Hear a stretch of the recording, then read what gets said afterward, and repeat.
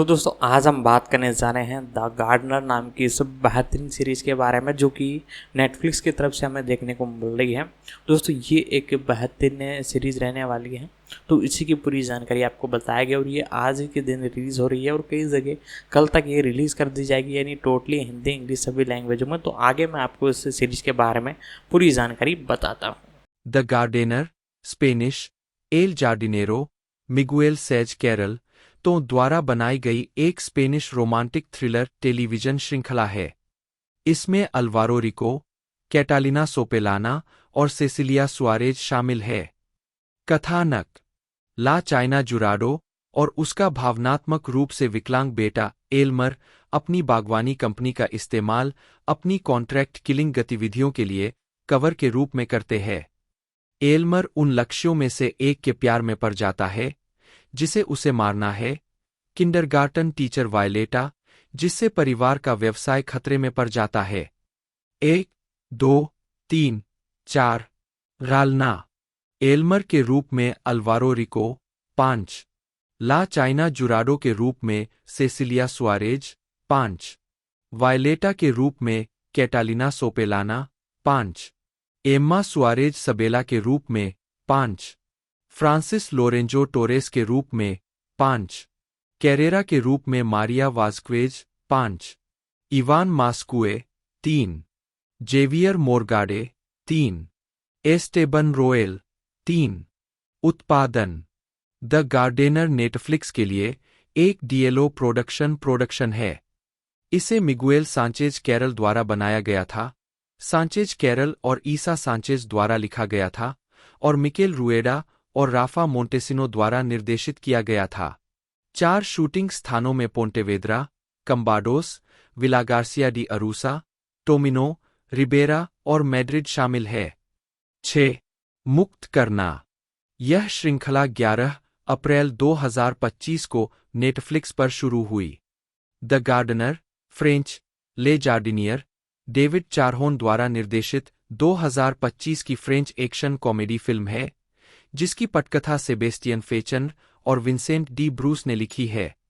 रोज productions द्वारा निर्मित, यह फिल्म लियो नामक एक माली की कहानी है जो सरकारी मृत्यु सूची में अपना नाम पाकर एक महत्वपूर्ण राज्य रहस्य को छुपाता है। साथ में वे जीवित रहने के लिए एक साहसी योजना बनाते हैं। कलाकारों में Jean Claude Van Damme, Nawel Madani, Michael Youn, Jerome Le Banner, Kaaris और एली सेमोन आइवी कार्टर शामिल है। 1 ले जार्डिनियर को 10 जनवरी 2025 को प्राइम वीडियो के माध्यम से अमेजन एमजीएम स्टूडियो द्वारा रिलीज किया गया। सार: हर साल प्रधानमंत्री राज्य के हितों के लिए खतरा माने जाने वाले विभिन्न व्यक्तियों को हटाने की योजना बनाते हैं। राष्ट्रपति पद से जुड़े एक वरिष्ठ अधिकारी सर्ज शस्टर अप्रत्याशित रूप से एक भयावह साजिश में उलझ जाते हैं जो उन्हें एक लक्ष्य के रूप में चिह्नित करती है। अपरिहार्य मृत्यु और एक खतरनाक रहस्य का सामना करना पड़ता है जो उसके परिवार को खतरे में डालता है। सर्ज, उसकी पत्नी और उनके बच्चों को एक अप्रत्याशित उद्धारकर्ता पर अपना भरोसा रखना चाहिए। उनका रहस्यमय माली, लियो। रालना: जीन क्लाउड वान डेम लियो, नवेल मदनी, मिया के रूप में, माइकल यून सर्ज शस्टर के रूप में, जेरोम ले बैनर, फोएबस के रूप में, रेयान बोआजा हॉर्नेट 2 के रूप में, डिडियर ले चेवेलू के रूप में, डेविड चारहोन, मैथियास क्विवीगर एस्मेराल्डा के रूप में, पोक्ससी, एलिस, कार्ला पोक्विन, अलेक चेंद्रे के रूप में, स्टेनिस्लास कारमोंट, कारिस क्वासिमोडो के रूप में, एली सेमोन डॉ, रूमा, हॉर्नेट 3 के रूप में, कार्ल फिलिप वेंगलर, पोलिसियर मिनिस्टर के रूप में, विंसेंट डेसाग्नाट। उत्पादन: 2024 की शुरुआत में डेविड चारहोन ने आधिकारिक तौर पर द गार्डनर के विकास की घोषणा की। इस परियोजना को जीन क्लाउड वैन डेम के साथ एक प्रमुख भूमिका में लॉन्च किया गया था, जो द लास्ट मर्सिनरी 2021 पर उनके सहयोग के बाद चारहोन के साथ पुनर्मिलन को चिह्नित करता है। 2 फिल्मांकन फ्रांस और बेल्जियम में हुआ, जो अप्रैल 2024 में समाप्त हुआ। 3-4 उस वर्ष बाद में यह घोषणा की गई कि ब्लू फॉक्स एंटरटेनमेंट ने उत्तरी अमेरिका में फिल्म वितरित करने के अधिकार हासिल कर लिए हैं, जबकि अमेज़न प्राइम वीडियो ने फ्रांस और कई पूर्वी यूरोपीय देशों के लिए वितरण अधिकार सुरक्षित किए हैं। नवंबर 2024 में अतिरिक्त वितरण समझौतों की पुष्टि की गई, जिसमें फाल्कन मध्य पूर्व को संभालेगा, फिल्म स्टार यू पुर्तगाल को कवर करेगा, स्पेंटजोस ग्रीस का प्रबंधन करेगा और प्राइम वीडियो इटली और स्पेन में वितरण करेगा। 5. रिलीज और स्वागत। आलोचनात्मक प्रतिक्रिया। क्रिटिक सिने के डेल रोमेंजिका ने इसकी कमजोर कहानी के लिए फिल्म की आलोचना की और कलाकारों और पात्रों से भी निराशा व्यक्त की। उन्होंने आगे बताया कि एक्शन दृश्यों को खराब तरीके से कोरियोग्राफ किया गया है। अंततः उन्होंने फिल्म को 10 में से 2 की रेटिंग दी। 6 ले पेरिसियन के मिशेल वैलेंटिन ने फिल्म को 5 में से 2 स्टार रेटिंग दी, इसे फ्लॉप बताया। उन्होंने लिखा, दुर्भाग्य से जीन क्लाउड वैन डेम का प्रदर्शन जवाब देने के लिए बहुत कम है, क्योंकि वह लुकास 2018 या द लास्ट मर्सिनरी 2021 में अपनी सफल भूमिकाओं से प्रकाश वर्ष दूर है। सबसे अच्छा, विशेष रूप से एक्शन दृश्यों में, जो खराब तरीके से कोरियोग्राफ किए गए हैं, बहुत खंडित है और बुरी तरह से संपादित है। जीन क्लाउड केमिली फ्रांसवा वान वारेनबर्ग, फ्रेंच, क्लॉड कमीज FSWAVVAB, Flemish, VVAR, MBR, X, जन्म 18 अक्टूबर 1960, जिन्हें पेशेवर रूप से Jean Claude Van Damme, French, V Damme, Flemish, VNDM के रूप में जाना जाता है, एक बेल्जियम के मार्शल कलाकार और अभिनेता है। ब्रसेल्स में जन्मे और पले बड़े, उनके पिता ने उन्हें 10 साल की उम्र में एक शोटोकन कराटे स्कूल में दाखिला दिलाया, जिसके कारण वान डैम ने कराटे में 2 ND डैन ब्लैक बेल्ट की रैंक हासिल की और कई कराटे और किकबॉक्सिंग प्रतियोगिताओं में भाग लिया। किशोरावस्था में उन्होंने 1979 में यूरोपीय प्रोफेशनल कराटे एसोसिएशन की मिडिलवेट चैंपियनशिप और 1978 में मिस्टर बेल्जियम बॉडी बिल्डिंग का खिताब जीता। हॉलीवुड में अभिनेता बनने की इच्छा के साथ वह 1982 में संयुक्त राज्य अमेरिका चले गए, जहां उन्होंने कई फिल्मों में काम किया, जब तक कि उन्हें मार्शल आर्ट फिल्म ब्लडस्पोर्ट 1988 में मुख्य भूमिका के रूप में ब्रेक नहीं मिला। वह एक लोकप्रिय एक्शन फिल्म स्टार बन गए और इसके बाद उन्होंने साइबॉर्ग, किकबॉक्सर, दोनों 1989, लायनहार्ट, डेथ वारंट, दोनों 1990, Double Impact 1991, Universal Soldier 1992, Nowhere to Run, Hard Target, दोनों 1993, टाइम कॉप, स्ट्रीट फाइटर, दोनों 1994, सरेन डेथ 1995, द क्वेस्ट, जो उनके निर्देशन की पहली फिल्म थी, और मैक्सिमम रिस्क, दोनों 1996, जैसी व्यावसायिक रूप से सफल फिल्मों में काम किया। 1980 के दशक के अंत और 1990 के दशक की शुरुआत में उन्होंने सेक्स सिंबल का दर्जा हासिल किया। 1993 और 1998 के बीच 3 हांगकांग फिल्म निर्माताओं ने पश्चिमी सिनेमा में अपनी शुरुआत के लिए वैन डेम के साथ सहयोग किया, जॉन वू, सुई हार्क और रिंगो लैम। 1990 के दशक के अंत और 2000 के दशक की शुरुआत में लोकप्रियता में गिरावट के बाद वह समीक्षकों द्वारा प्रशंसित अपराध नाटक JCVD 2008 के साथ प्रमुखता में लौट आए, जिसमें उन्होंने खुद के एक काल्पनिक संस्करण के रूप में अभिनय किया। एक्शन शैली में उनकी बड़ी वापसी द एक्सपेंडेबल्स 2 2012 में हुई, जिसमें उन्होंने सिल्वेस्टर स्टेलोन के चरित्र के विपरीत खलनायक की भूमिका निभाई। इसके बाद उन्होंने एक्शन फिल्मों में अभिनय करना और व्यापक आवाज का काम करना जारी रखा, जो कि अच्छी तरह से प्राप्त Enemies Closer 2013, The Bouncer, Kickboxer, Retaliation, दोनों 2018, Minion, The rise of Gru 2022 और डार्कनेस ऑफ मैन 2024 में दिखाई दिए। टेलीविजन में उन्होंने रिडले स्कॉट द्वारा निर्मित जीन क्लाउड वैन जॉनसन 2016 से 2017 में अभिनय किया। एक्शन और मार्शल आर्ट सिनेमा के आइकन के रूप में माने जाने वाले उनकी फिल्मों ने दुनिया भर में $1 बिलियन से अधिक की कमाई की है, जिससे वे अब तक के सबसे सफल एक्शन सितारों में से एक बन गए हैं। 3. अपने फिल्मी करियर के बाहर वैन डेम ने सार्वजनिक रूप से विभिन्न संरक्षणवादी कारणों और पशु अधिकार संगठनों का समर्थन किया है। प्रारंभिक जीवन और शिक्षा।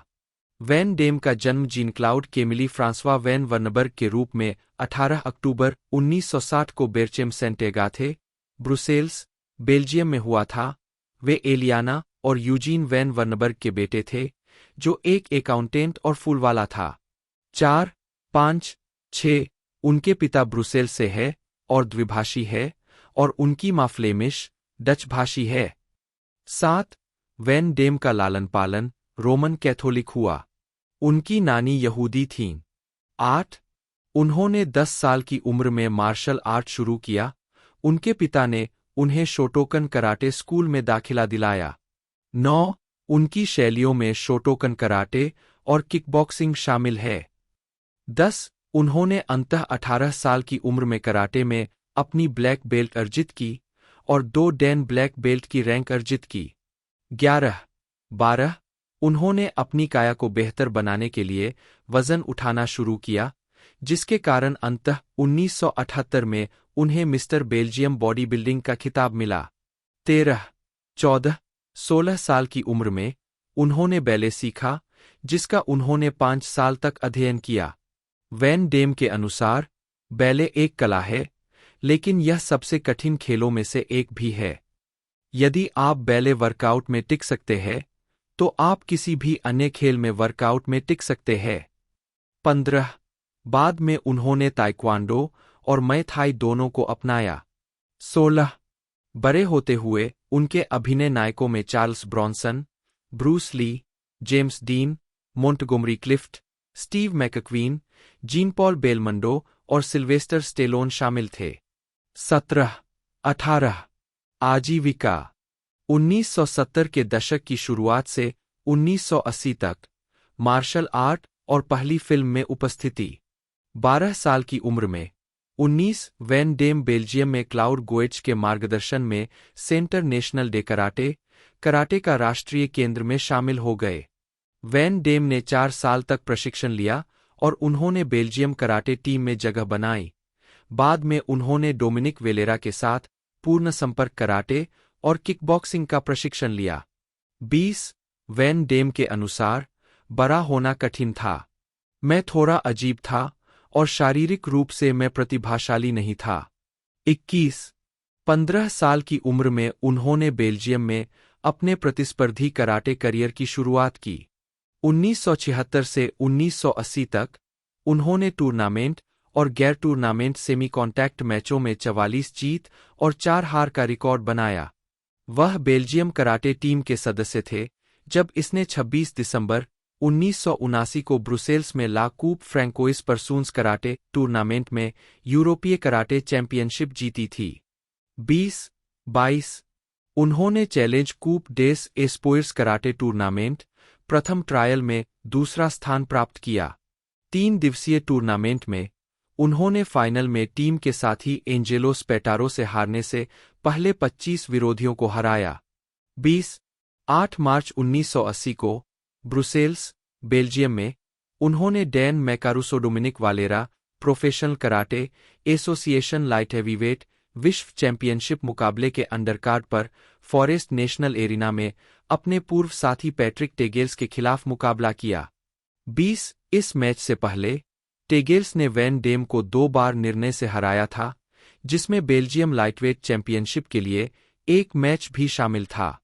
वैन डेम ने 1977 में टेगेल्स पर जीत हासिल की थी। टेगेल्स 4 महीने पहले World Association of Kickboxing Organization World Championship में प्रभावशाली प्रदर्शन कर रहे थे और कुछ लोगों द्वारा इस मैच को जीतने के पक्ष में थे। रिपोर्टों के अनुसार और पैट्रिक टेगेल्स के अपने साक्षात्कार फोटो के साथ, टेगेल्स पहले राउंड में टीकेओ द्वारा वैन डेम से हार गए। उन्होंने अपना पूर्ण संपर्क कैरियर 1977 में शुरू किया, जब क्लाउड गोएट्स ने बेल्जियम में पहली बार पूर्ण संपर्क कराटे टूर्नामेंट को बढ़ावा दिया। 1977 से 1982 तक उन्होंने 18 जीत, 18 नॉकआउट और 1 हार का रिकॉर्ड बनाया। उद्धरण आवश्यक। 1979 में उन्होंने आंद्रे डेलवाक्स की Woman Between Wolf and Dog में एक गैर-क्रेडिट भूमिका निभाई थी, जो कि मैरी क्रिस्टीन बैरॉल्ट और रटकर हाउर अभिनीत एक बेल्जियम फ्रांसीसी ड्रामा फिल्म थी। 1980 में उन्होंने प्रोफेशनल कराटे मैगजीन के प्रकाशक और संपादक माइक एंडरसन और कई यूरोपीय चैंपियन गिर्ट लेमेस का ध्यान आकर्षित किया। दोनों पुरुषों ने वैन डेम को एक उभरते हुए खिलाड़ी के रूप में देखा। 24 वैन डेम ने 1982 में प्रतियोगिता से संन्यास ले लिया। अपने शुरुआती जीवन के दौरान उन्होंने रेस्तरां में फूल बेचे और संयुक्त राज्य अमेरिका जाने से पहले कुछ पैसे बचाने के लिए एक जिम खोलने के लिए ऋण लिया। 25 उपयुक्त रूप से कैलिफोर्निया जिम शीर्षक से इसे 1979 में खोला गया था और कराटे, नृत्य, एरोबिक्स, शरीर सौष्ठव सब कुछ की सेवा की गई थी। वैन डेम आगे कहते हैं कि मैंने लोगों के लिए विशेष प्रशिक्षण कार्यक्रम लिखे और यह संगीत के साथ बहुत ही उत्साहित करने वाला माहौल था।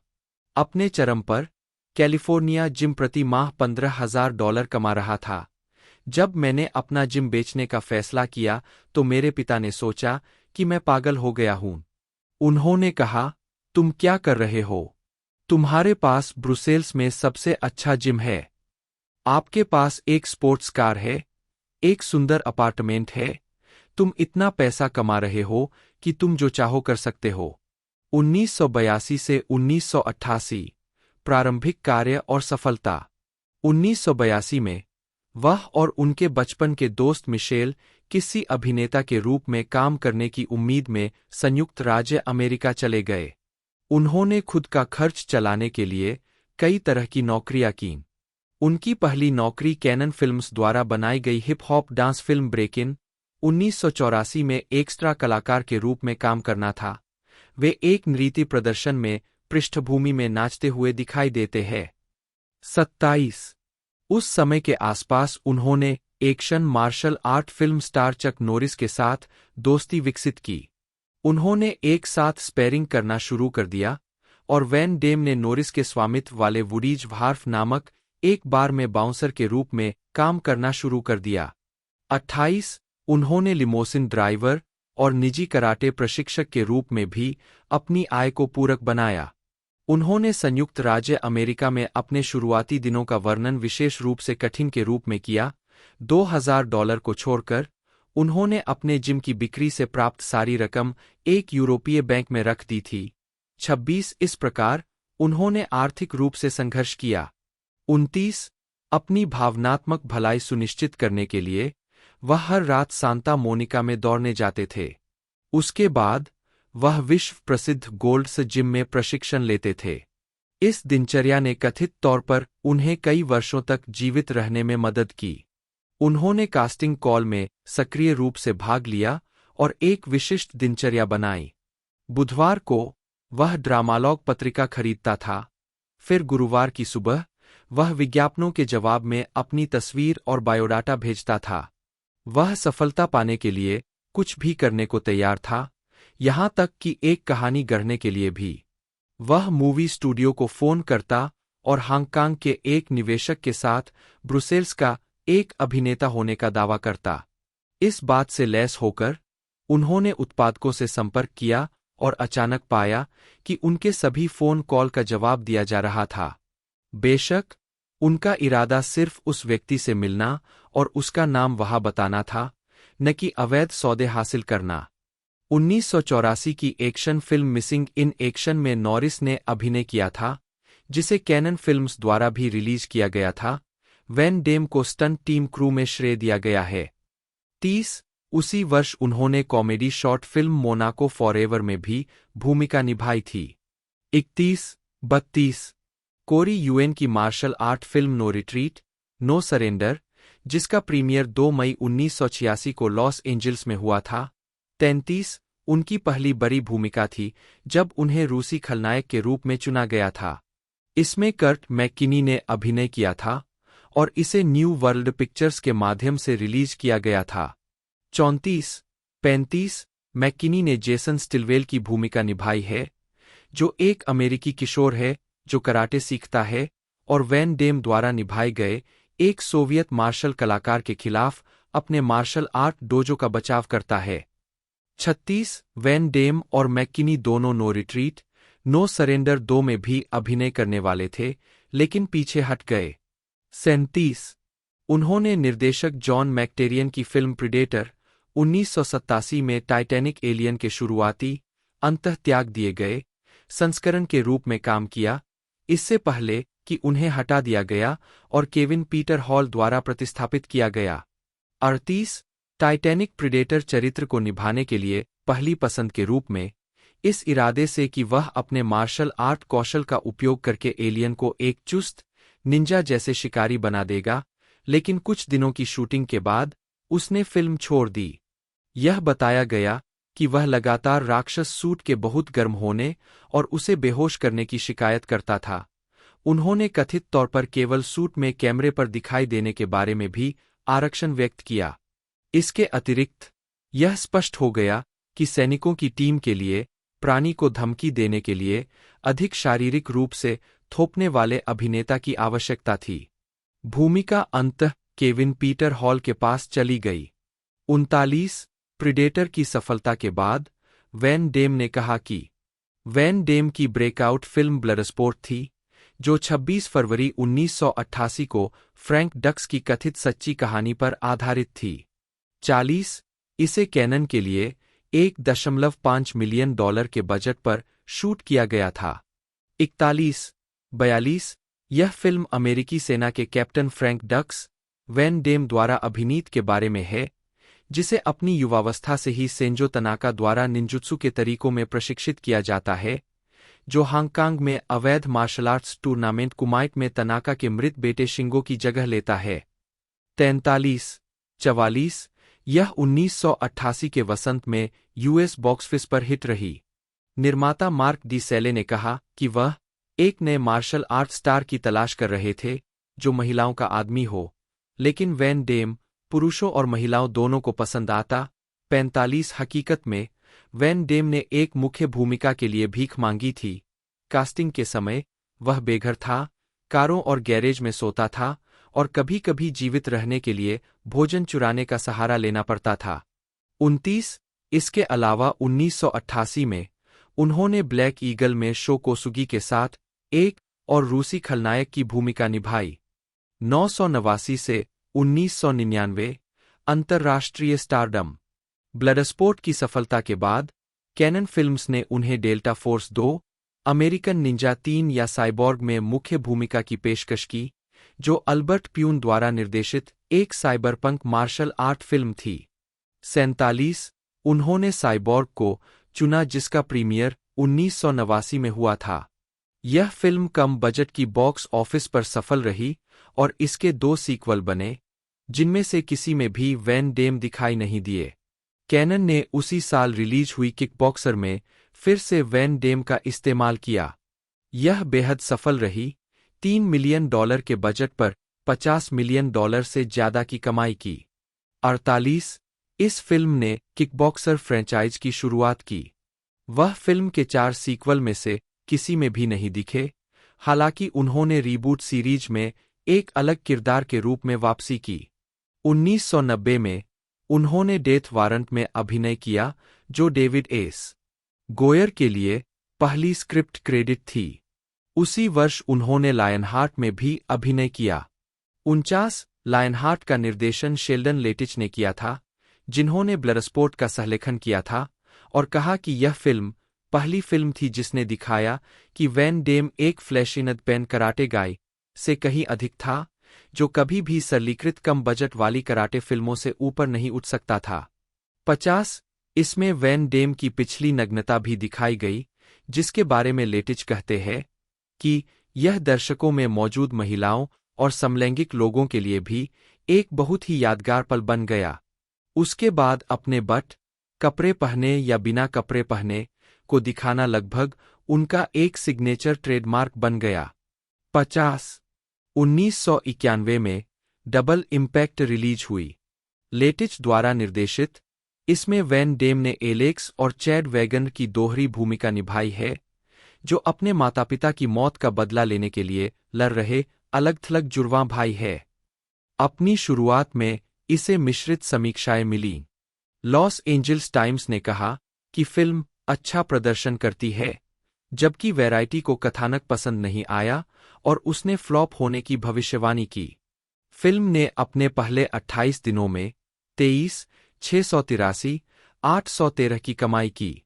51, इसने अमेरिका में कुल 30,102, 717 की कमाई की।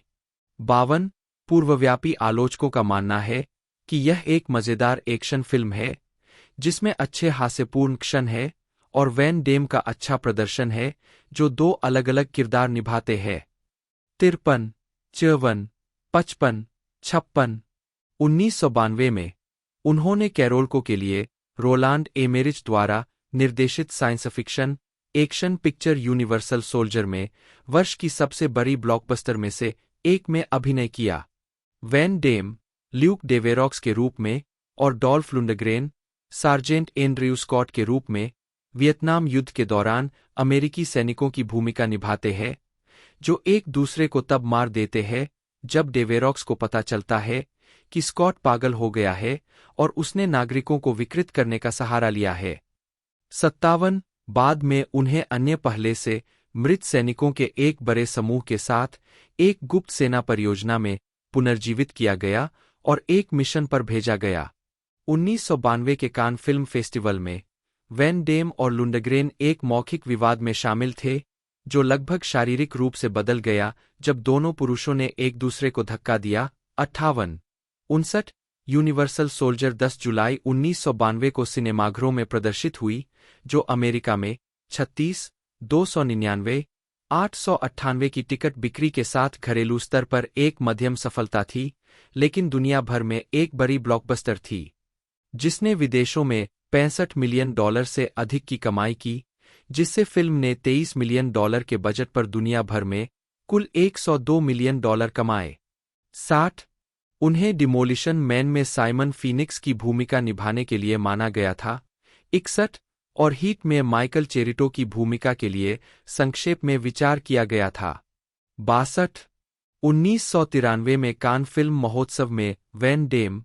63, 1993 में उन्होंने लास्ट एक्शन हीरो में कैमियो किया और नोवहेयर टू रन में अभिनय किया।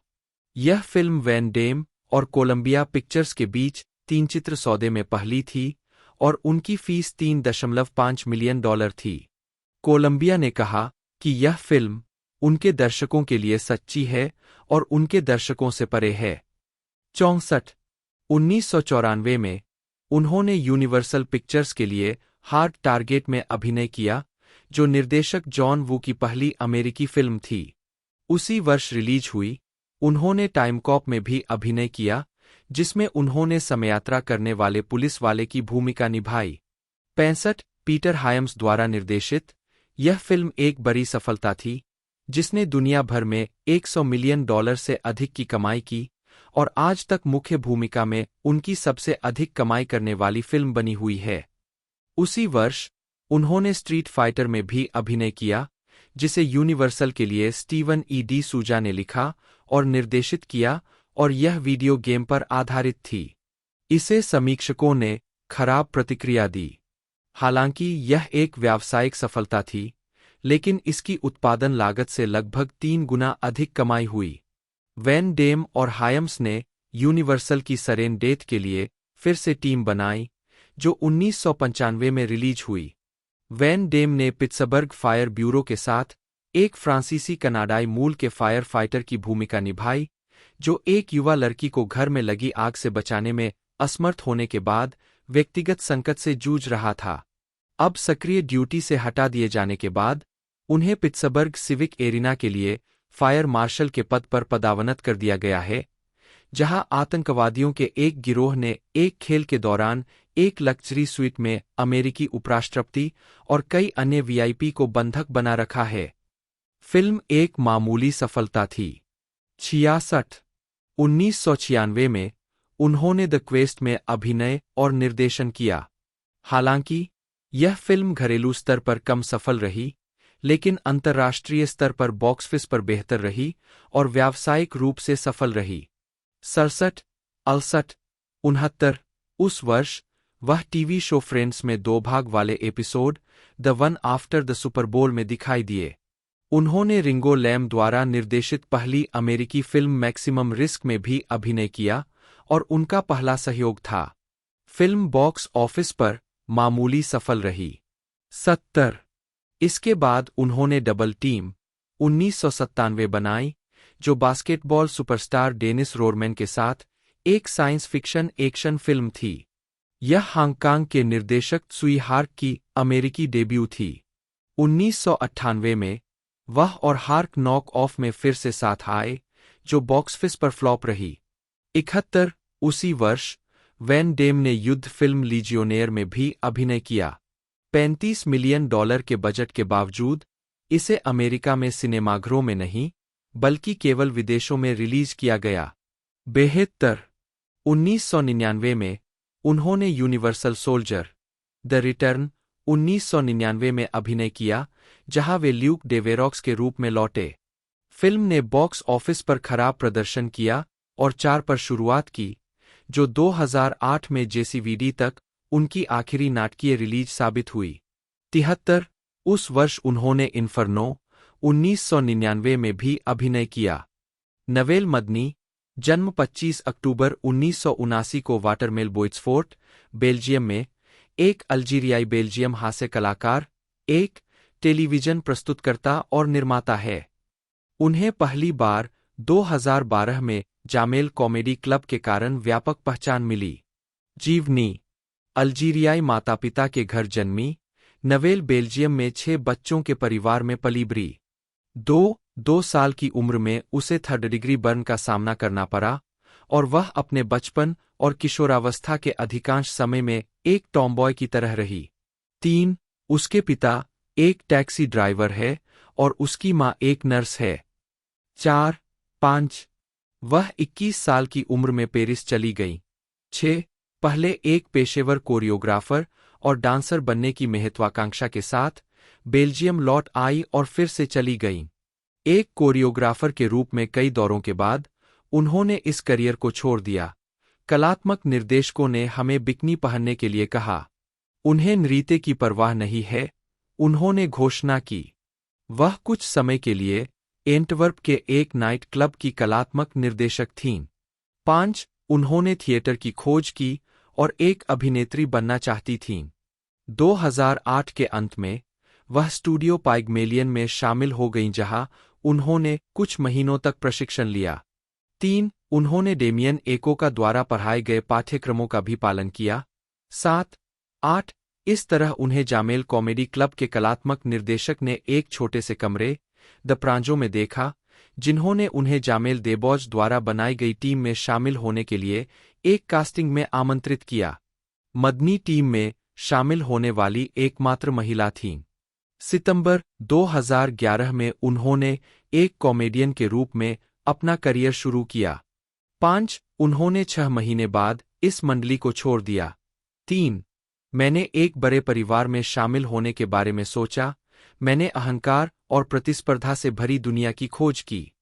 5 टेलीसूट पर उन्होंने बैकस्टेज कार्यक्रम की मेजबानी की, जहां उन्होंने रिक रॉस, शैगी, वाइक्लेफ जीन, केरी जेम्स, नास और क्रिस ब्राउन जैसे कलाकारों को प्राप्त किया।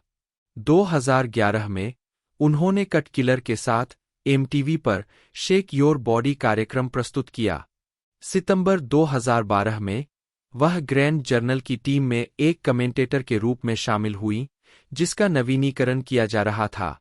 2013 में उन्होंने सामूहिक जैमगर्ल्स की स्थापना की, एक टेलीविजन कार्यक्रम जो महिला हास्य कलाकारों की एक नई पीढ़ी से मिला, चेरी 25 और कॉमेडी पर प्रसारित हुआ। 2014 में वह अपने पहले वन वुमन शो सीएस्ट मोइला प्लस बेल्ज आई एम मोर बेल्जियन के लिए पेरिस के पैलेस डेस क्लासेस में गईं। 3-5 उन्होंने जुलाई 2014 में मॉन्ट्रियल के जस्टे पोर रियर फेस्टिवल में हिस्सा लिया। 8 2015 में उन्होंने ग्लोब डी क्रिस्टल अवार्ड्स में सर्वश्रेष्ठ वन मैन शो का पुरस्कार जीता। 2001 में रिलीज हुई रेप्लिकेंट वैन डेम और निर्देशक रिंगो लैम के बीच दूसरा सहयोग है और 5वीं बार जब वैन डेम ने दोहरी भूमिका निभाई है। इसमें माइकल रूकर सहकलाकार है। उसी वर्ष उन्होंने शेल्डन लेटिच द्वारा निर्देशित और वैन डेम द्वारा लिखित द ऑर्डर में भी अभिनय किया। 74 2002 में उन्होंने डेरेल्ड में अभिनय किया। इनहेल 2003 की एक अमेरिकी जेल एक्शन फिल्म है जिसका निर्देशन रिंगो लैम ने किया है। यह वैन डेम और लैम के बीच तीसरा सहयोग है। वैन डेम ने रूस के मैग्नीटोगोर्स्क में विदेश में काम करने वाले एक अमेरिकी की भूमिका निभाई है। उसी वर्ष उन्होंने बॉब सिंकलर के किस माई आइज के संगीत वीडियो में अपने नृत्य प्रशिक्षण का इस्तेमाल किया। उनकी 2004 की फिल्म वेक ऑफ डेथ थी जो फिलिप मार्टिनेज द्वारा निर्देशित एक एक्शन फिल्म थी। रिंगो लैम मूल निर्देशक थे, लेकिन कनाडा में कुछ हफ्तों की फिल्मिंग के बाद उन्होंने प्रोजेक्ट छोड़ दिया। इसमें साइमन याम, वैलेरी तियान, टोनी शिएना आदि सहकलाकार है। 2005 में उन्होंने फ्रेंच फिल्म नार्को में खुद की भूमिका निभाई। 2006 में उन्होंने साइमन फेलो द्वारा निर्देशित सेकंड इन कमांड और शेल्डन लेटिच द्वारा निर्देशित द हार्ड कॉर्प्स में अभिनय किया। 2007 में उन्होंने ओमर फारूक सोरक द्वारा निर्देशित एक तुर्की comedy drama film the exam में एक छोटी सी भूमिका निभाई। उसी वर्ष उन्होंने अंटिल डेथ में भी अभिनय किया। 75 2008 से 2013 मुख्यधारा में वापसी। अक्टूबर 2007 में जेसीवीडी के सेट पर वैन डेम 2008 की फिल्म जेसीवीडी की सीमित नाटकीय रिलीज के साथ मुख्यधारा में लौट आए, जिसे सकारात्मक समीक्षा मिली। टाइम मैगजीन ने फिल्म में उनके प्रदर्शन को वर्ष का दूसरा सर्वश्रेष्ठ हीथ लेजर के the joker in the dark night के बाद नामित किया। 76 जिसने पहले कहा था कि वैन डेम ब्लैक बेल्ट के नहीं बल्कि ऑस्कर के हकदार है। 77 इसके अलावा 2008 में उन्होंने आइजैक फ्लोरेंटाइन की द शेफर्ड बॉर्डर पेट्रोल में अभिनय किया। इसके बाद उन्होंने जॉन हायम्स द्वारा निर्देशित 2009 की फिल्म यूनिवर्सल सोल्जर रीजनरेशन में डॉल्फ लुंडग्रेन के साथ ल्यूक डेवेरॉक्स के रूप में अपनी भूमिका दोहराई। यह फिल्म मध्य पूर्व और दक्षिण पूर्व एशिया में नाटकीय रूप से और संयुक्त राज्य अमेरिका और दुनिया के अन्य हिस्सों में सीधे वीडियो के लिए रिलीज की गई थी। अपनी रिलीज के बाद से फिल्म को ज्यादातर सकारात्मक समीक्षाएं मिली है, जिसमें प्रदर्शन और आश्चर्यजनक रूप से उच्च उत्पादन मूल्यों की प्रशंसा की गई है। 78 79 80 2010 में उन्होंने खुद को बमुश्किल रिलीज हुई फुल लव में निर्देशित किया। उसी वर्ष उन्होंने द एक्सपेंडेबल्स की पहली किस्त में गनर जेनसेन की भूमिका ठुकरा दी और यह भूमिका डॉल्फ लुंडग्रेन को मिल गई। 81 2011 में उन्होंने कंप्यूटर एनिमेशन फिल्म कुंग फू पांडा 2 में मास्टर क्रोक की आवाज दी। फिल्म में उन्होंने एक ऐसे किरदार की आवाज दी है जो पिछली फिल्म के नायकों की मदद करता है। उसी वर्ष उन्होंने असैसिनेशन गेम्स में स्कॉट एडकिंस के साथ सहाभिनय किया। 2011 में ही उन्होंने फ्रेंच कॉमेडी बेउर सुर ला विले में एक भूमिका निभाई। उस वर्ष भी उन्होंने अपने स्वयं के reality TV show behind closed doors में अभिनय किया। यह शो उनके पारिवारिक जीवन, उनकी व्यक्तिगत परेशानियों और आगामी लड़ाई को दर्शाता है। 2009 से वह पूर्व मुक्केबाजी ओलंपिक स्वर्ण पदक विजेता सोमलुक कामसिंग से लड़ने के लिए वापसी की योजना बना रहे हैं। 82, 83, 84 यह लड़ाई उनके ITV reality show behind closed doors का केंद्र बिंदु थी। 2012 में उन्होंने रेजेव्स्की वर्सेस नेपोलियन और यूएफओ नामक रूसी कॉमेडी फिल्म में अभिनय किया। 86 उन्होंने dragon eyes, universal soldier, day of reckoning और 6 बुलेट्स में अभिनय किया।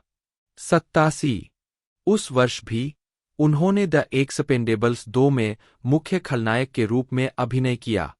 फिल्म श्रृंखला एक भारे के सैनिकों के समूह का अनुसरण करती है, क्योंकि वे एक मिशन शुरू करते हैं जो एक प्रतिद्वंद्वी भारे के सैनिक, वैन डैम, से बदला लेने की खोज में विकसित होता है।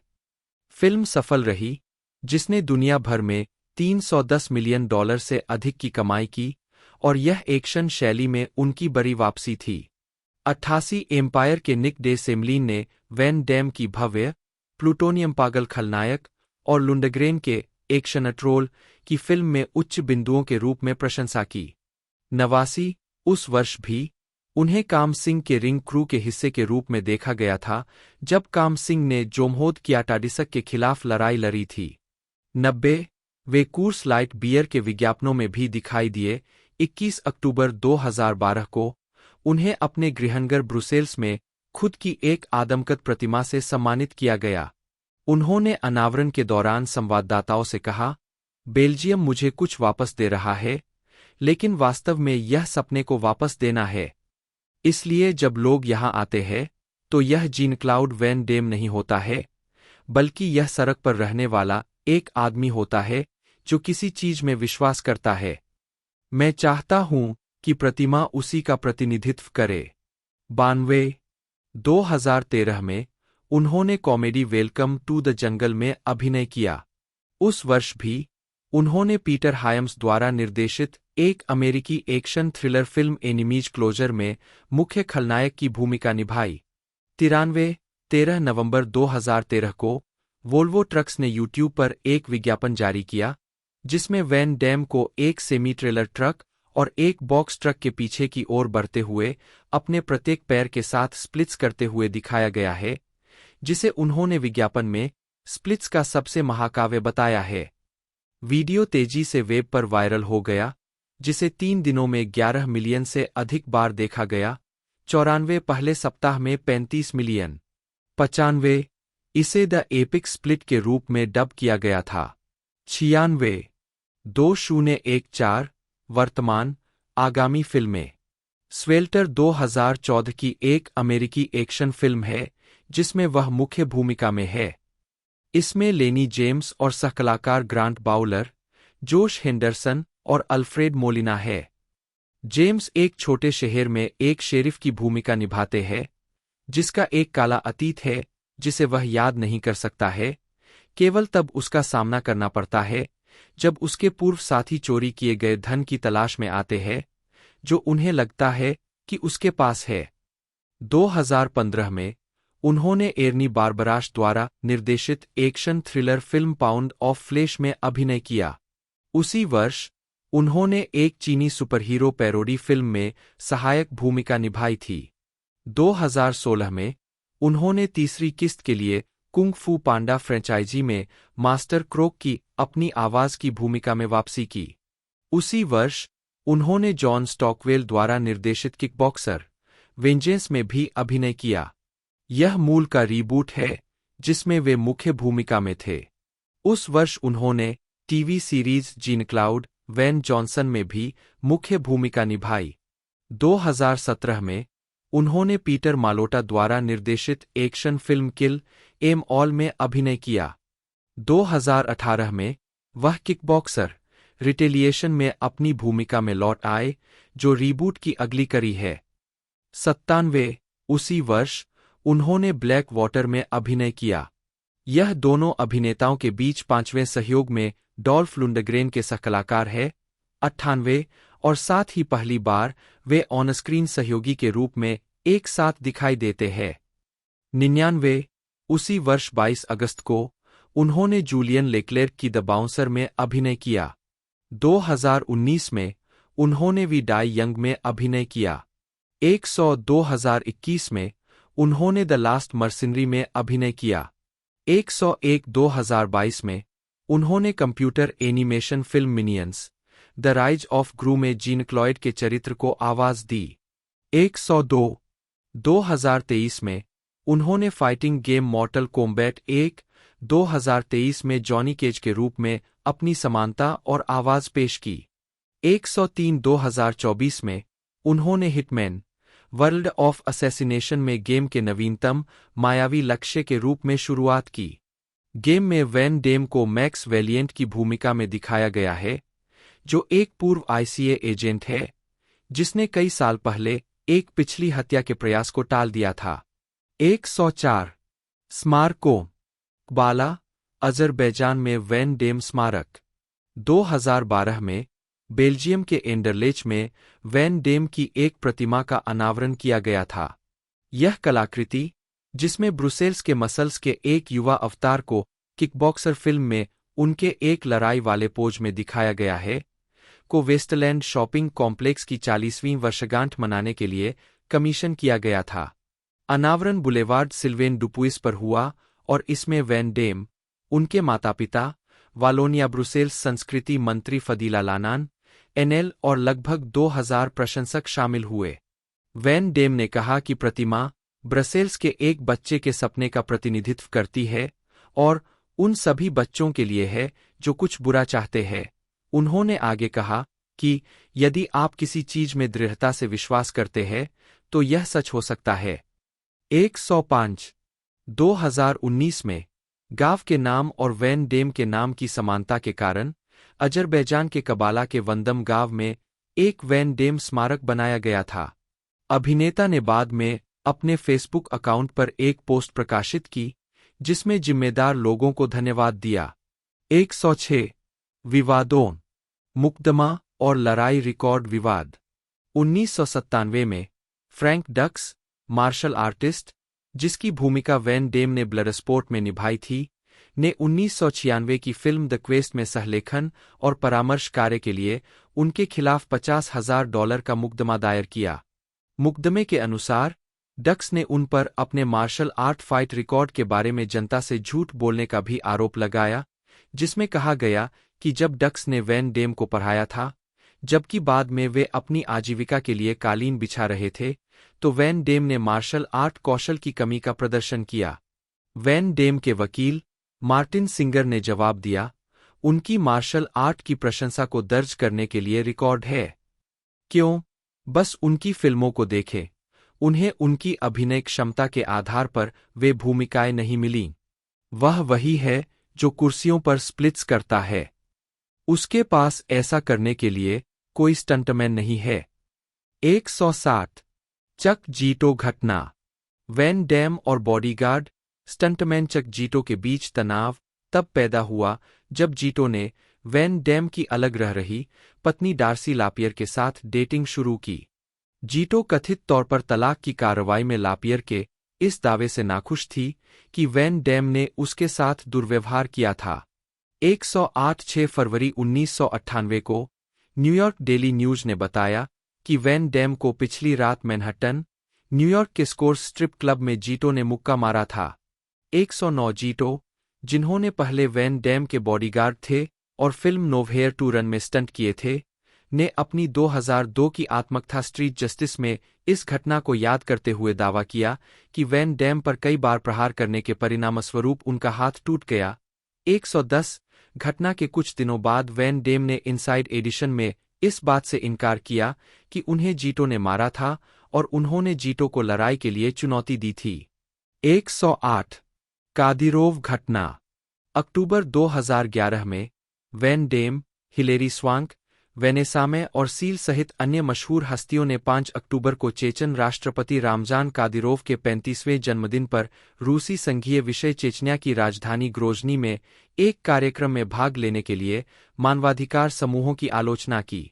111 मानवाधिकार समूहों, जिन्होंने मशहूर हस्तियों से कादिरोव के तहत किए गए दुर्व्यवहारों के कारण अपनी उपस्थिति रद्द करने का आग्रह किया था, ने कार्यक्रम में भाग लेने के लिए मशहूर हस्तियों की आलोचना की।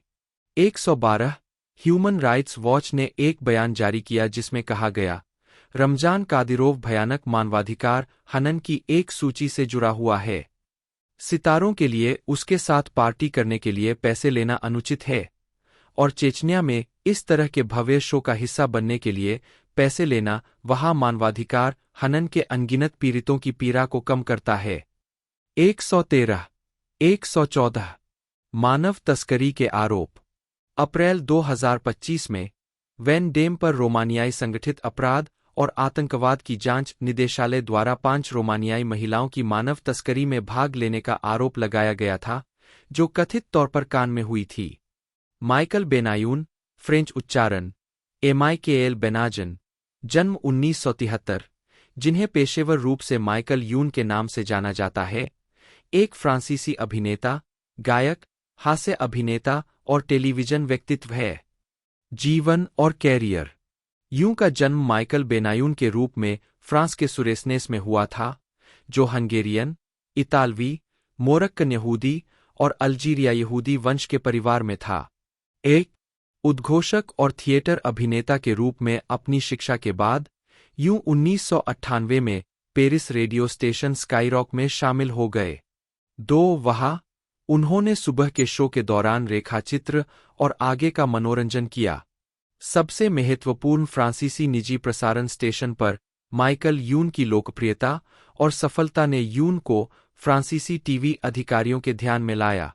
जुलाई 2000 में उन्हें M6 पर दिखाए जाने वाले नए मॉर्निंग शो मॉर्निंग लाइव के लिए काम पर रखा गया था।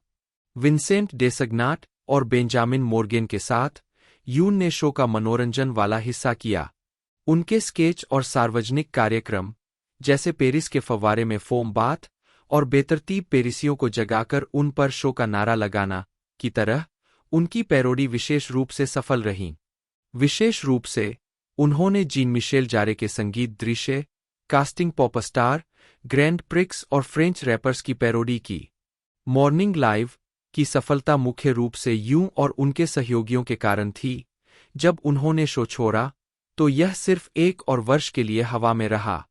2002 में मॉर्निंग लाइव छोड़ने के बाद यूं, डेसग्नाट और मोर्गेन ने अपने संगीत पैरोडी पर ध्यान केंद्रित किया। पूर्वी यूरोपीय स्लोवाकिस्तान के 3 नाविक पियोटर, ओलाफ और ड्वोरजैक ब्रातिस्ला अपने गीत स्टैच स्टैच के साथ पश्चिमी संगीत बाजार में दिखाई दिए।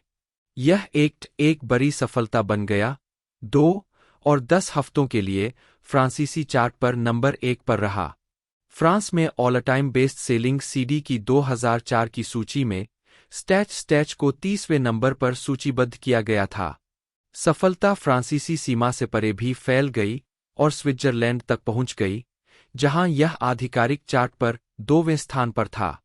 7 जुलाई 2002 को इस परियोजना को इसके निर्माताओं ने रोक दिया था। उन्होंने दावा किया कि ब्रातिस्ला बिना किसी निशान के मृत सागर में गायब हो गए थे। NRJ म्यूजिक अवार्ड्स 2013 में यूं। 2003 में यूं और डेसग्नाट द्वारा लिखित फिल्म ला बेउज रिलीज हुई। यूं ने अल्फोंस का किरदार निभाया, जो जेम्स ब्राउन का अज्ञात बेटा है, जो अपना खुद का करियर शुरू करने की कोशिश करता है। फ्रंकअप, फंक और रैप का मिश्रण नामक एक नई, काल्पनिक शैली बनाकर। ले फ्रंकअप गीत को CD सिंगल के रूप में प्रकाशित किया गया था और माइकल यू, अल्फोंस ब्राउन के नाम से को एक और हिट मिली। इस बार वह स्विस चार्ट में 1 पर भी पहुंच गया। यू ने 2003-04 में प्लस्कापोइल नामक कॉमेडी टूर किया था। इसका सीक्वल 2005 में आया और फिल्मों में अभिनय किया है। इसके बाद नए संगीत प्रोजेक्ट आए, कॉम डेस कॉनर्ड्स के साथ लेस कॉनर्ड्स, द इम्बेसिल्स, द नैक द्वारा माई शारोना का एक कवर संस्करण, साथ ही फिल्म इजनोगौर के लिए एक गाना, दोनों फ्रेंच टॉप 20 में थे। उन्होंने बड़ी फिल्मों में छोटी भूमिकाएं निभाई और 2004 में लेस 11 कमांडमेंट्स का हिस्सा थे, MTV के जैकस की शैली में बनाई गई एक फ्रेंच फिल्म, जिसमें डेसग्नाट और मोर्गेन भी शामिल थे। 2005 में यूं कॉमिक इजनोगॉड, जिसे इस्नोगुड के नाम से भी जाना जाता है, के फिल्मी संस्करण में इजनोगौर थे। 2006 में उन्होंने फिल्म कॉमेडी इनकंट्रोलेबल में मुख्य भूमिका निभाई थी। वे दोनों फिल्में बहुत सफल नहीं रहीं, आलोचकों और दर्शकों ने उन्हें औसत ही पाया। दोनों फिल्मों में डेसग्नाट और मोर्गेन ने अभिनय किया, लेकिन केवल छोटी भूमिकाओं में। 2010 में उन्होंने अपनी पहली फिल्म फैटल का निर्देशन किया, जिसमें वे स्वयं भी मुख्य भूमिका में थे। घातक बजूका। मुख्य लेख, घातक बजूका। 2006 के अंत में उन्होंने अपने पुराने मॉर्निंग लाइव समय से एक पैरोडी ली, हार्डकोर रैपर्स फेटल बजूका, लेथल बजूका, जिसमें उन्होंने प्रोफेनेशन फॉन्की और ला मार्मोट इन्फर्नेल नामक 2 रैपर्स की भूमिका निभाई जिन्होंने बालाक्लाव पहना था। रैप की हार्डकोर शैली का उपयोग करते हुए उन्होंने फौस्ता कैगोले अपना बालाक्लाव पहनेन रैप किया। यह फ्रेंच चार्ट पर 1 पर पहुंच गया। सीडी सिंगल 2006 का फौस्ता कैगोले है। यह गाना कई फ्रेंच रैपर्स की पैरोडी करता है, खास तौर पर स्लैमर ग्रैंड कॉर्प्स मालाडे और बूबा। 2 वीडियो क्लिप निकोलस बेनामो द्वारा बनाई गई थी। 2007 में उनका पहला एकल मुवाइस फोई नॉक्टर्न पास्कल ओबिस्पो के साथ डायम्स और विटा द्वारा रचित कन्फेशंस नॉक्टर्न्स की पैरोडी, जिसका उल्लेख पार्ले ए मामेन में भी किया गया है, भी फ्रांस में नंबर 1 पर पहुंचा। फैटल बजूका ने मई 2007 के अंतिम सप्ताह में टियाज वू शीर्षक से एक पूर्ण एलपी जारी किया, जिसकी फ्रांस में 3 लाख से अधिक प्रतियां बिकी और 2007 के अंत में रिलीज हुई येले के साथ पाले ए मामेन मेरे हाथ से बात करे के साथ एक और एन एक एकल क्रिसमस 2007 नंबर 1 बनाया। इस बार उन्होंने फ्रांसीसी समाज की एक और घटना पर हमला किया, लोलिता और उनकी हरकतें। यह album jam block entertainment Warner music France द्वारा जारी किया गया था। जेरोम फिलिप ले बैनर, फ्रेंच उच्चारण ईओएम फिलिप एल बीएन, जन्म 26 दिसंबर 1972, एक फ्रांसीसी किकबॉक्सर, मिश्रित मार्शल कलाकार और पेशेवर पहलवान है। ले बैनर ने अपने करियर का अधिकांश समय के एक में लड़ा और अपनी आक्रामक लड़ाई शैली और नॉकआउट शक्ति के लिए जाने जाते हैं। वह 2 बार के एक world grand prix runner up, 2 बार के एक प्रारंभिक ग्रैंड प्रिक्स चैंपियन और किकबॉक्सिंग और मय थाई में कई बार विश्व चैंपियन रहे हैं। उन्होंने एर्नेस्टो होस्ट 2 बार, फ्रांसिस्को फिल्हो, मार्क हंट 3 बार, सैम ग्रीको, माइक बर्नार्डो 2 बार, पीटर एर्ट्स, रिक रूफस, रेमी बोनजास्की, टायरोन स्पोंग, स्टीफन लेको 2 बार, मसाकी साटेक, मॉरिस स्मिथ, गैरी गुडरिज 2 बार, मुसाशी 2 बार, सिरिल आबिदी और चोई हांगमैन 2 बार पर उल्लेखनीय जीत हासिल की है। पृष्ठभूमि जेरोम ले बैनर का जन्म फ्रांसीसी शहर ले हावरे में हुआ था, जो नॉर्मैंडी क्षेत्र में है, और उन्होंने 5 साल की उम्र में जूडो का प्रशिक्षण लेना शुरू कर दिया था। जब वे 14 वर्ष के थे, तो ब्रूस ली की फिस्ट ऑफ फ्यूरी ने उन्हें इतना प्रभावित किया कि वे स्ट्राइकिंग में रुचि रखने लगे और उन्होंने फिल्म में देखी गई जीत कुन डो की तकनीकों को शामिल करने की कोशिश शुरू कर दी। हालांकि 16 साल की उम्र में उन्होंने क्योकुशिन का अभ्यास करना शुरू कर दिया, जबकि जीत कुन डो ने उन्हें दक्षिणपंथी रुख दिया, जिसे उन्होंने अपने पूरे करियर में बनाए रखा, हालांकि वे दाएं हाथ के हैं। अंततः उन्होंने 18 वर्ष की आयु में मय थाई को अपनाया। एक ले बैनर के पास क्योकुशिन कैकन कराटे और जूडो में ब्लैक बेल्ट है। 2 आजीविका कैरियर का आरंभ 18 साल की उम्र में उन्होंने अपनी पहली पूर्ण संपर्क किकबॉक्सिंग प्रतियोगिता में भाग लिया। 19 साल की उम्र तक उन्होंने इसका फ्रेंच खिताब अपने नाम कर लिया और उसके तुरंत बाद उन्होंने एंडी मेयो के खिलाफ यूरोपीय बेल्ट और माइक बर्नार्डो के खिलाफ दक्षिण अफ्रीका में इंटरकॉन्टिनेंटल बेल्ट जीती। उन्होंने 21 साल की उम्र में आईकेएल वर्ल्ड किकबॉक्सिंग खिताब के लिए रिचर्ड विंस से लड़ने का मौका ठुकरा दिया। के एक पदार्पण 3 मार्च 1995 को जेरोम ले बैनर ने के एक में पदार्पण किया, जिसमें उन्होंने नोक्वीड डेवी पर 5 राउंड के निर्णय से जीत हासिल की। ले बैनर 107 किलोग्राम पर था, जबकि नोक्वीड 74 किलोग्राम पर था। 2 महीने बाद 4 मई 1995 को उन्होंने टोक्यो, जापान में अपना पहला के एक वर्ल्ड ग्रैंड प्रिक्स प्रदर्शन किया, जिसमें उन्होंने मासाकी साटेक और माइक बर्नार्डो दोनों को नॉकआउट किया। इससे पहले टूर्नामेंट के फाइनल में पीटर एर्ट्स से हार गए। पहला विश्व खिताब शॉट 1995 के एक जीपी के बाद ले बैनर को फ्रांसीसी सेना द्वारा भर्ती किया गया और उन्हें अपने प्रशिक्षक के साथ भी परेशानी हुई, इसलिए वे 1 साल तक प्रशिक्षण नहीं ले सके। अप्रैल 1996 में उनकी भर्ती समाप्त हो गई। उन्होंने एक नया प्रशिक्षक भी नियुक्त किया। 1 जून 1996 को पेरिस में ले बैनर ने कर्टिस शूस्टर के खिलाफ इसका मयथाई विश्व सुपर हैवीवेट चैंपियनशिप जीती। 18 अक्टूबर को के एक स्टार वार्स 96 में ले बैनर ने दूसरे दौर में नॉकआउट के माध्यम से एर्नेस्टो होस्ट को हराया। के एक और मुक्केबाजी 1997 में ले बैनर को अपने ट्रेनर से फिर से परेशानी हुई। नतीजतन ले बैनर ने क्रिस्टोफ टियोजो के पूर्व प्रमोटर जीन क्रिस्टोफ कोर्टेज से अनुबंध किया। 1998 में ले बैनर ने बॉक्सिंग प्रमोटर डॉन किंग और जानेमाने बॉक्सिंग ट्रेनर डॉन टर्नर से अनुबंध किया। वह इवांडर होलीफील्ड के साथ प्रशिक्षण ले रहे थे। 18 जुलाई को के एक ड्रीम 98 में ले बैनर ने सैम ग्रीको के खिलाफ मुकाबला किया। ले बैनर को पहले राउंड में नॉकआउट कर दिया गया, लेकिन दूसरे राउंड में वह ग्रीको को हराने में कामयाब रहे। 19 सितंबर को ले बैनर ने इवांडर होलीफील्ड बनाम वॉन बीन के अंडरकार्ड में मुकाबला किया। ले बैनर ने एस्पेडिटो दा सिल्वा को पहले दौर में हाई किक से नॉकआउट करके हराया और WKN मयथाई विश्व सुपर हैवीवेट चैंपियन बन गए। ले बैनर का प्रो बॉक्सिंग रिकॉर्ड 6 फाइट, 6 जीत, 5 को 1 DQ से जीत था। उन्हें फरवरी और मार्च 1999 में मैडिसन स्क्वायर गार्डन में बॉक्सिंग नियमों के तहत लड़ना था, लेकिन डॉन किंग के साथ उनके अनुबंध को लेकर मतभेद हो गया था, इसलिए किंग ने इन मैचों को रद्द कर दिया था। के एक पर वापस लौटें। अनुबंध संबंधी समस्याओं के कारण ले बैनर किकबॉक्सिंग और बॉक्सिंग दोनों नहीं लड़ सकते थे। 1999 में के एक निर्माता काजुयोशी इशी ने उनकी अनुबंध संबंधी समस्या हल कर दी ताकि वे के एक में वापस आ सकें।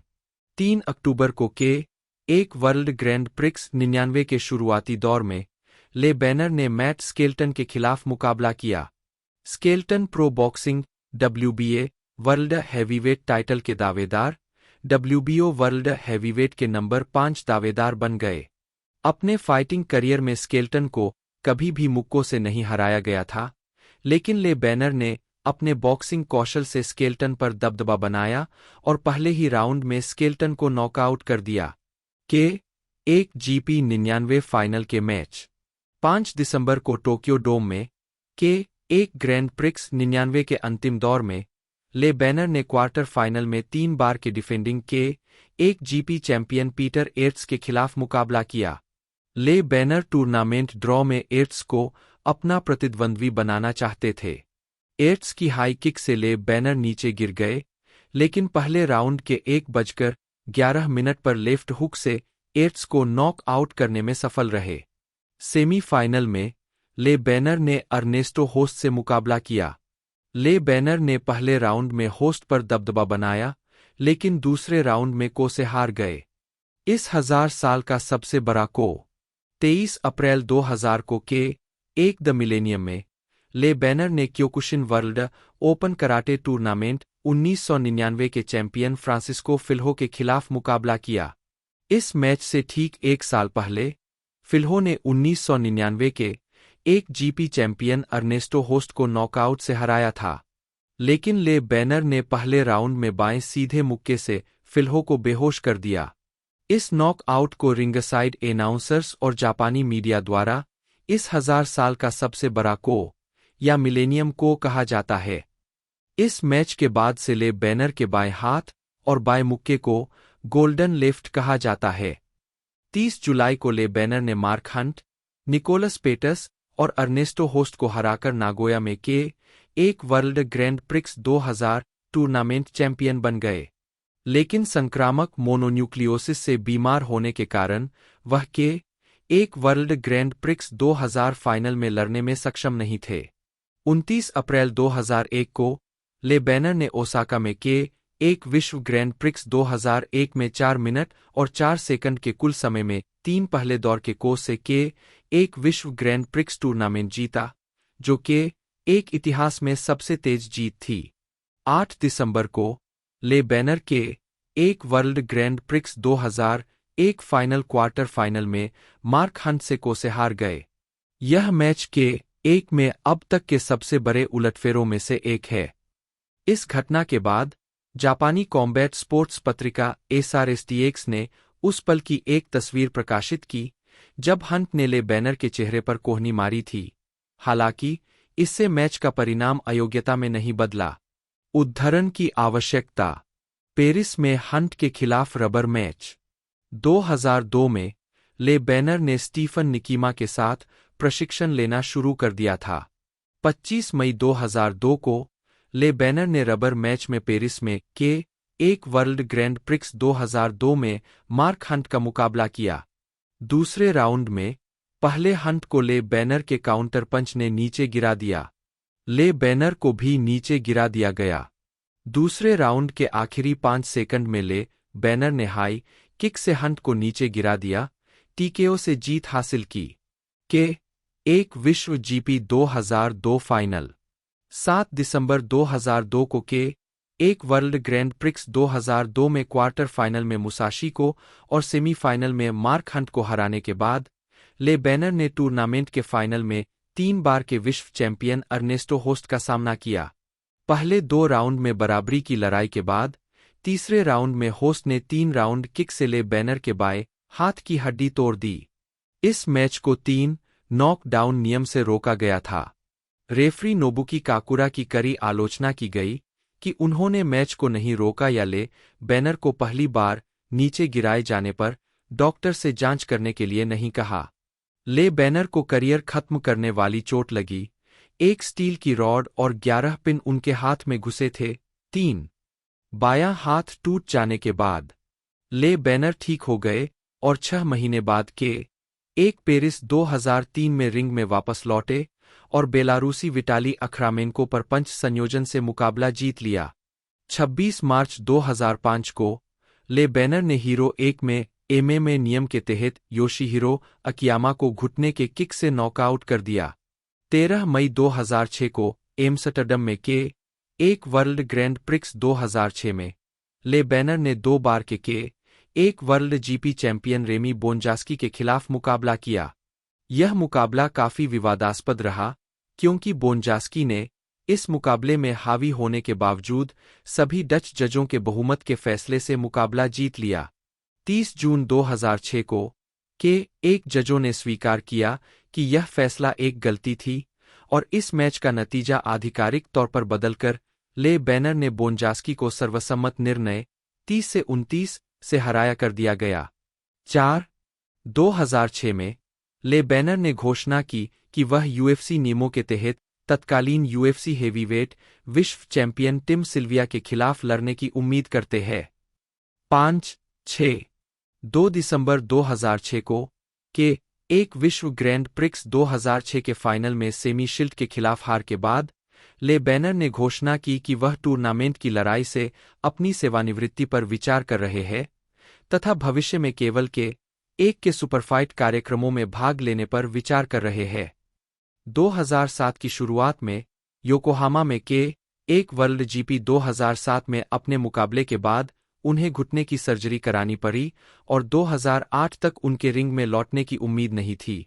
हालांकि तेजी से ठीक होने के कारण एक ने घोषणा की कि ले बैनर 29 सितंबर 2007 को सियोल में एक वर्ल्ड GP 2007 के फाइनल 16 में रूसी किकबॉक्सर रुस्लान कारेव के खिलाफ हिस्सा लेंगे।